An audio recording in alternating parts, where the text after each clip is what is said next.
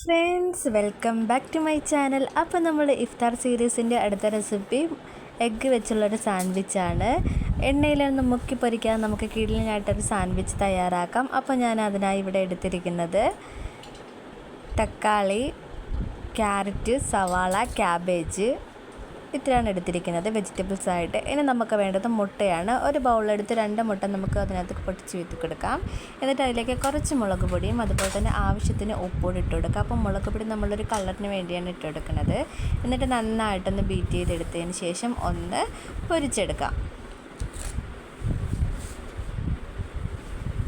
ഒരു പാൻ വെച്ച് കൊടുത്ത് അതിലേക്ക് എണ്ണ ഒഴിച്ചിട്ടുണ്ട്. എണ്ണ ചൂടായി വരുമ്പോൾ നമ്മുടെ മുട്ട അതിലേക്ക് ഒഴിച്ചു കൊടുക്കുന്നുണ്ട്.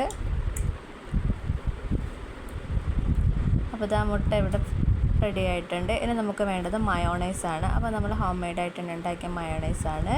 പിന്നെ നമുക്ക് വേണ്ടത് ബ്രെഡാണ്. അപ്പോൾ ആ ബ്രെഡും എടുത്തിട്ടുണ്ട്. ഇനി മുട്ട നമുക്കിത് ഇതുപോലെ 4 പീസസ് ആക്കി ഒന്ന് കട്ട് ചെയ്തെടുക്കാം.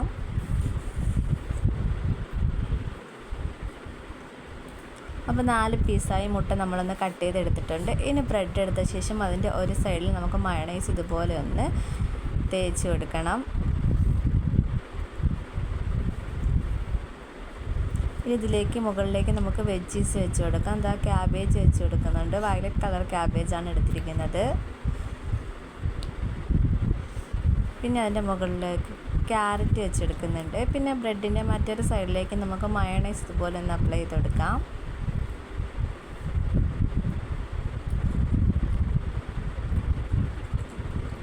എന്നിട്ട് നമുക്ക് അതിലേക്ക് സവാളയും അതുപോലെ തന്നെ തക്കാളിയും കൂടെ വെച്ച് കൊടുക്കാം. പിന്നെ നമ്മൾ പൊരിച്ച് വെച്ചിരിക്കുന്ന നമ്മുടെ ആ മുട്ട ഓംപ്ലേറ്റ് കൂടെ ഇതാ വെച്ചെടുത്തിട്ടുണ്ട്. എന്നിട്ട് നമുക്കിതുപോലെ ഒന്ന് ക്ലോസ് ചെയ്തെടുക്കാം. അടച്ചിതുപോലെ ഒന്ന് എടുക്കാം.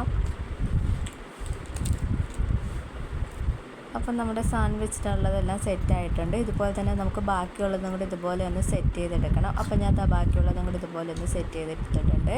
ഇനി ബ്രെഡ് നമുക്കൊന്ന് ചൂടാക്കി എടുക്കാം. അപ്പോൾ ഒരു പാൻ വെച്ച് കൊടുത്തിട്ട് അതിലേക്ക് നെയ്യ് ഒഴിച്ചു കൊടുക്കുന്നുണ്ട്.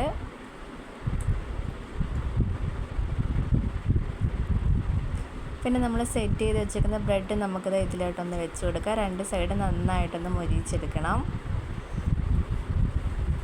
അപ്പോൾ ഇതാ ഒരു സൈഡ് ഒന്ന് മൊരിഞ്ഞ് വന്നിട്ടുണ്ട്. അപ്പോൾ മറ്റേ സൈഡും കൂടെ ഒന്ന് മൊരിഞ്ഞ് വരട്ടെ.